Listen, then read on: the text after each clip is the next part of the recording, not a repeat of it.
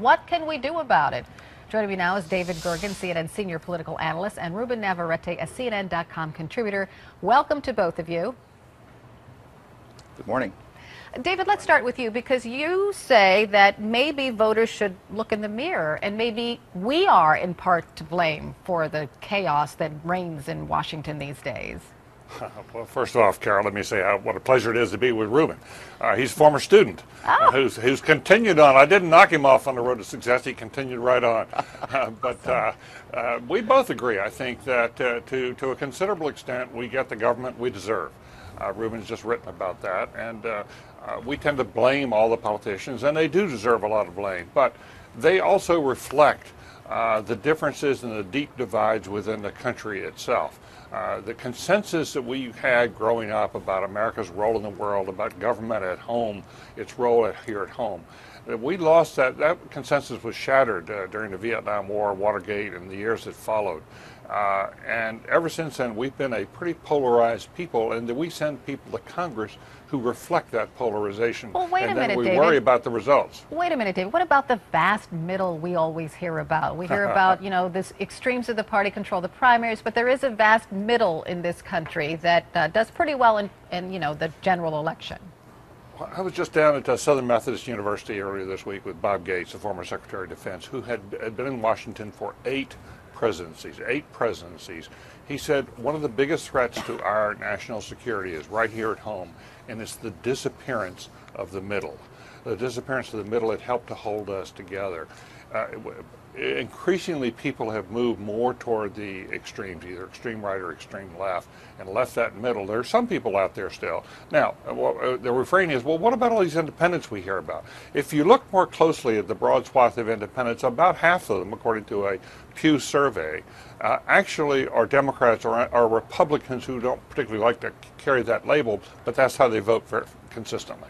Oh, so they're sort of like... they don't want to come out and say that they're Republican or Democrat, but they really are. Right. So, but they call themselves independents anyway. Right, exactly. And we have a poll up there. That's the Pew Research poll you were talking about, David. Good.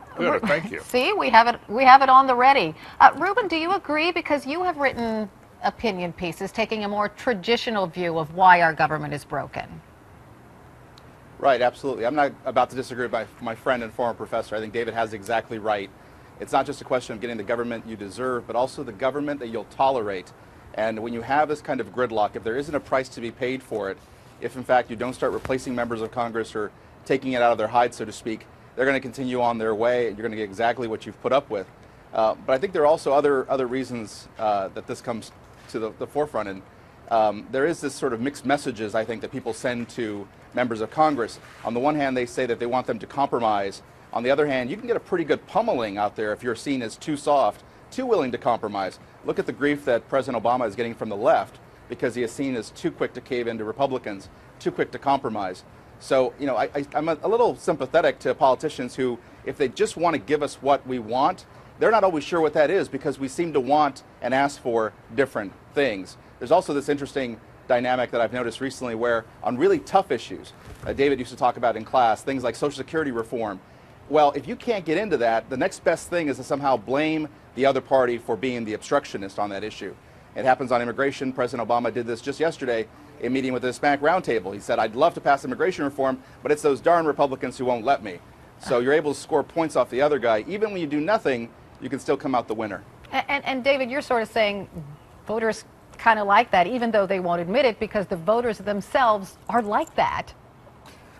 That's right, and to go to Ruben's point, what we've seen is that a number of prominent senators in recent years, for example, who have tried to work in the middle, who have tried to work with the other side, have either become so frustrated they've gone home, or they've been beaten in primaries by someone more extreme than they are, and that there is a huge price now for working in the middle because the force and is coming from the edges and not from the middle. And look at the Howard Baker or Bill Cohen or Bill Bradley or Jack Danforth. You can go through a lengthy list of people we all looked up to and said they really made the compromises and the deals that kept the country moving forward. Of course, we've always had a fractious politics. Of course, we've always had people with different points of view, but we've had people we call statesmen. And it's like it's almost an archaic word now. People who actively work to see if they couldn't bring the best out from both sides and at least reach an agreement that enabled us to go forward instead of this kind of paralysis and poison that we now have. Right, we love our politicians we love tough talking people. That's just sort of the American way. But absolutely. Maybe the next generation of voters will have the answers. Do you suppose, Ruben? That's a hope. I spoke to a couple of authors yesterday who are baby boomers themselves, and they have this very interesting theory. They think the reason our government is broken and gridlocked is because baby boomers have, throughout their entire lives, have this sort of moral superiority about themselves, whether they be on the right or the left. You have now conflict in Washington, in Congress, between people who are just not ready to move off their values because they think that that's the last thing they want to do is negotiate their values. They need to understand that what you believe and what you believe in are really two different things, and they should be willing to negotiate. But maybe when younger people come to the forefront, there'll be more of a sense of consensus and working together, but not for a while, unfortunately. Yeah.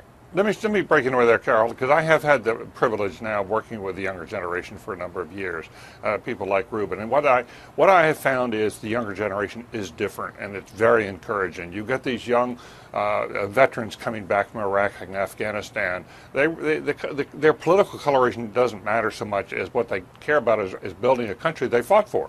And you get people like in Teach for America or in City or a number of these other organizations who go out in the tough neighborhoods and engage in service to the country at the age of 19, 20, 21.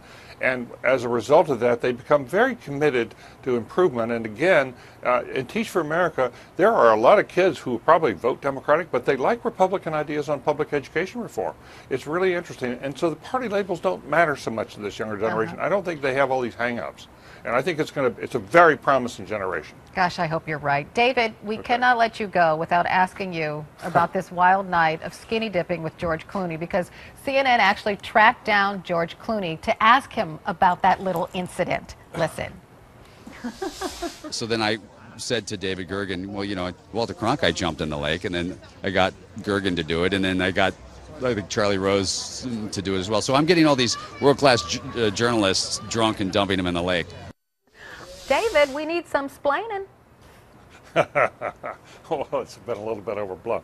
Let me just say it was not skinny dipping, but George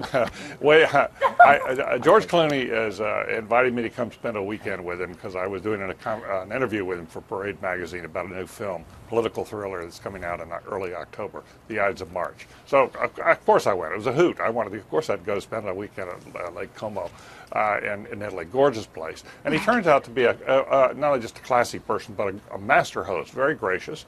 We want to know about the skinny dipping, David. Okay, so my final night there were a group of guys there, and we had a long dinner, and it went on and on and on. It was wonderful. We talked and laughed a lot, but I also got hammered. I think the rest of the guys did too.